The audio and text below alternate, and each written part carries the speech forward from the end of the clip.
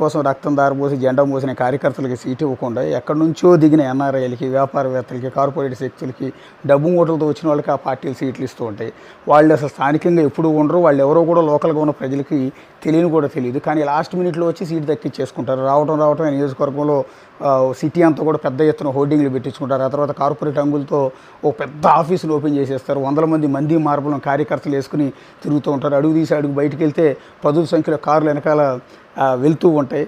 అట్లాగే మీడియాలో విపరీతమైన యాడ్స్ ఇచ్చేసుకుంటూ ఉంటారు. సోషల్ మీడియాలో అయితే ఆయన వీరుడు, ధీరుడు, సూర్యుడు, పార్టీ కోసం అంత కష్టపడి ఇంత కష్టపడ్డాడు, ఈయనే మా నాయకుడు అంటూ విపరీతంగా వాట్సాప్లోను వాటిల్లోనూ ఆర్టికల్స్ రాయించేసుకుంటూ ఉంటారు. పెయిడ్ ప్రమోషన్ అంతా కూడా చేయించేసుకుంటూ ఉంటారు. చోటా మోటా నాయకులందరినీ కూడా కొనేసి వెనక్కి తిప్పుకుంటూ ఉంటారు.